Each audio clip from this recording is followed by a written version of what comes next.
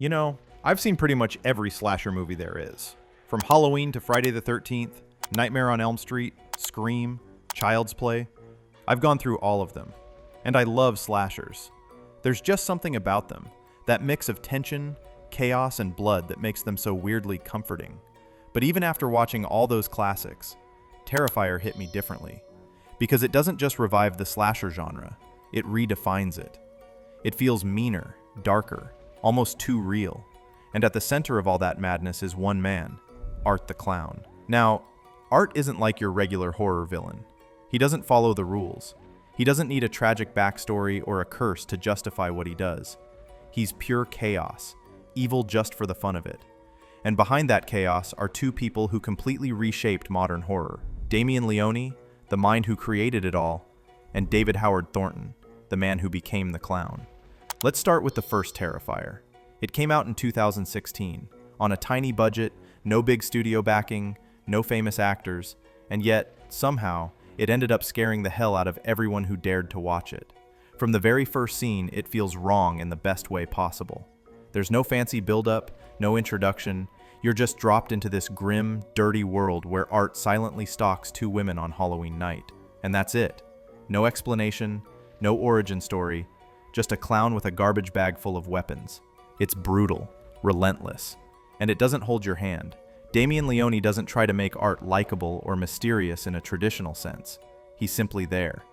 And that's the beauty of it. See, most modern slashers try to justify their killers. Oh, he had a rough childhood, or he's cursed.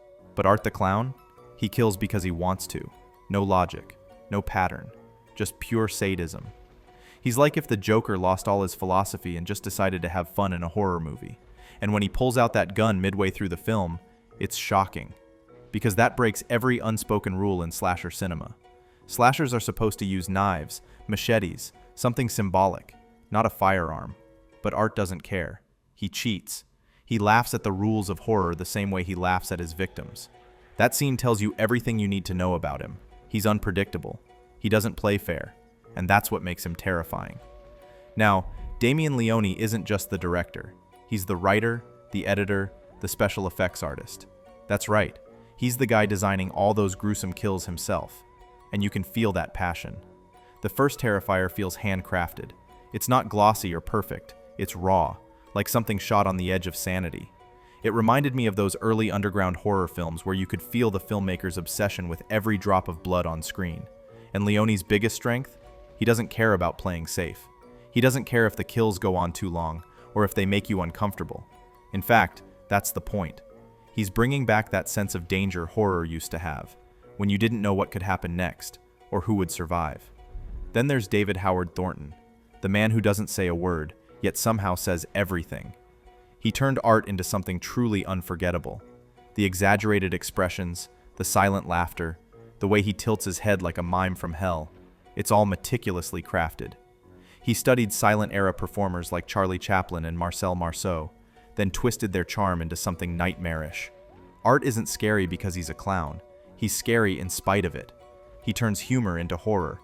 When he grins, you laugh for half a second, and then you realize that grin isn't human. Then came Terrifier 2 in 2022, and this is where everything changed. If the first film was a brutal slasher experiment, the second one turned it into a mythology. Leone expanded everything: the scale, the kills, the story, the world around Art. The movie picks up right after the first, and somehow, Art is alive. No explanation.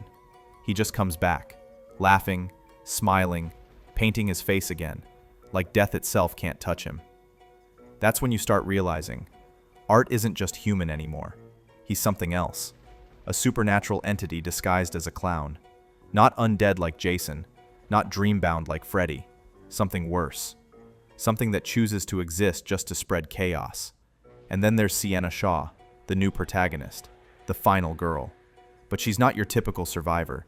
She's strong, but also spiritual, connected to something bigger, almost like she's the light to Art's darkness. By the end of Terrifier 2, the movie isn't just about survival, it's about rebirth. It's horror as mythology. That's what made Terrifier 2 so fascinating. It had no right to work, but it did. It wasn't just shock value anymore. It had purpose behind the madness. Leone made something that felt both disgusting and cinematic. If you compare Art to other horror icons, the difference becomes clear.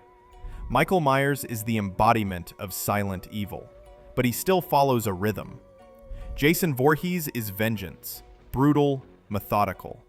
Freddy Krueger is psychological, feeding on your fears and guilt. But Art? He's none of that. He's not symbolic, he's not moral, he's just random violence personified. And that's what makes him terrifying in today's world, because we live in a time where chaos often feels random too. Art the Clown reflects that. He's not a ghost from the past. He's the darkness that's here, now. He's also funny, and that humor is what disarms you. One second you're laughing, the next you're watching him saw someone in half. That tonal whiplash is his weapon. No other slasher does that with such control. And then, Terrifier 3. Damien Leone takes the franchise into completely new territory. Christmas. It sounds absurd, right? A slasher set during the holidays with Art the Clown dressed in red and white, but somehow it works. Because Leone isn't mocking Christmas, he's corrupting it. He takes one of the happiest, most comforting times of the year and drenches it in dread. In this movie, Art feels even more unhinged. The violence is crueler, but so is the atmosphere. There's a deeper look into what he is. Hints that his evil might be connected to something cosmic, something beyond the human world. And that's what's so interesting about Terrifier 3. It doesn't just want to shock you anymore, it wants to haunt you. It wants to explore what happens when the monster refuses to die, and the world starts bending around him.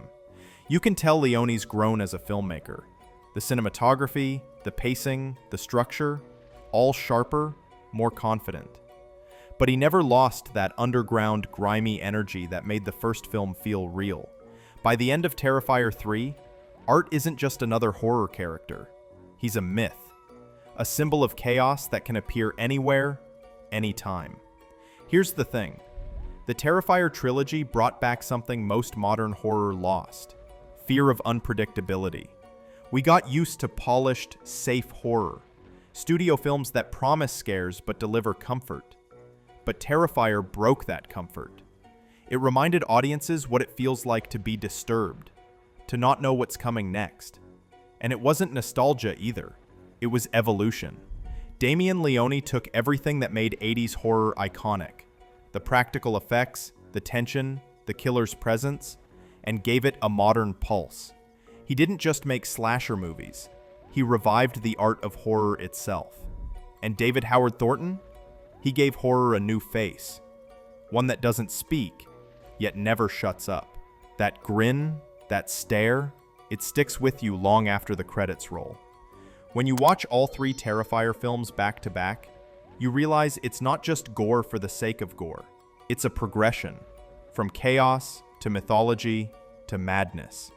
Each movie peels back another layer of Art's twisted world, until you stop trying to understand him and just accept that he is. And maybe that's the point. Not every evil needs an explanation. Some things are just there, waiting, smiling, watching us from the shadows. Art the Clown isn't just part of the slasher pantheon now. He's redefined it. He's proof that horror can still shock us, disturb us, and most importantly, remind us why we love being scared in the first place. Because Terrifier isn't a movie you just watch. It's one that stays with you, laughing, bleeding, grinning in the dark. Thanks for watching.